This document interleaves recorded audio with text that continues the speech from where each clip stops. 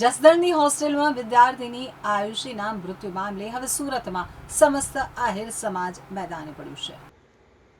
સુરત કલેક્ટરાલયે આવેદનપત્ર આપવા પહોંચેલા સમસ્ત આહિર સમાજ દ્વારા જણાવવામાં આવ્યું હતું કે જસદણની હોસ્ટેલ એન્ડ ટ્રેનિંગ સેન્ટરમાં વિદ્યાર્થીની આયુષીના મોતના કેસમાં ન્યાયની માંગ કરી હતી। મોરચો લઈ પહોંચેલા આહિર સમાજે હાથમાં બેનરો સાથે જવાબદારો સામે કડક કાર્યવાહી કરવાની માંગ કરી હતી।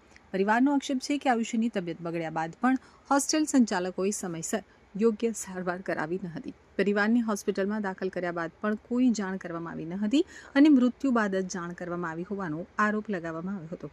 સમાજના આગેવાનોનું કહેવું છે કે સંચાલકોની ગંભીર બેદરકારીના કારણે વિદ્યાર્થીનીનું મોત થયું છે। સમસ્ત આહિર સમાજે રાજ્ય સરકારને આ કેસમાં સ્પેશિયલ વકીલની નિમણૂક કરી નિષ્પક્ષ તપાસ અને દોષિતો સામે કડક કાયદેસરની કાર્યવાહી કરવાની માંગ કરી છે। અંતે સમાજ અને પરિવારજનોએ સુરત જિલ્લા કલેક્ટરને આવેદનપત્ર આપી વહેલી તકે ન્યાય આપવાની રજૂઆત કરી હતી। જય હિન્દ, હું મથુરભાઈ બલદાણિયા, આહિર સમાજ મંત્રી સુરત। આજે અમે સુરત કલેક્ટર સાહેબને આવેદન દેવા માટે આવ્યા છીએ। એમાં અમારી સાથે આહિર શૈક્ષણિક ભવન ચેરિટેબલ ટ્રસ્ટના હોદ્દેદારો, આહિર ડાયમંડ વેપારી મંડળ ટ્રસ્ટના હોદ્દેદારો, આહિર સમાજ સુરત ટ્રસ્ટ, આહિર સમાજના નાના મોટા સંગઠનના હોદ્દેદારો અને અન્ય સમાજના આગેવાનો ઉપસ્થિત છે।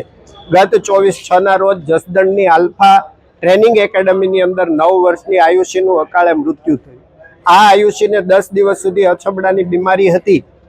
જે તે સંસ્થાના સંચાલકોએ એમના વાલીને કોઈ પણ પ્રકારની જાણ ન કરી। જાણ કરી ત્યારે દીકરીની મૃત હાલતમાં રાજકોટ સિવિલની અંદર હતી ત્યારે એમના પિતાને એમના મૃતદેહના દર્શન થયા। એનાથી સૌ હતભ્રત થયા। સમગ્ર ગુજરાતના આહિર સમાજમાં રોષની લાગણી ફેલાણી ત્યારે રાજકોટ જસદણની અંદર માનવવધ અપરાધનો ગુનો સંચાલકો સામે દાખલ થયો। પણ અમને શંકા હતી કે ડેડ બોડી જોતા, જે અવસ્થામાં ડેડ બોડી જોઈ એ અવસ્થાને જોતા લાગે છે કે આ મૃત્યુ હોસ્ટેલની અંદર જ કેટલાક સમય પહેલા થયું હશે અને સંચાલકોની બેદરકારીને કારણે આ દીકરી મૃત પામી છે।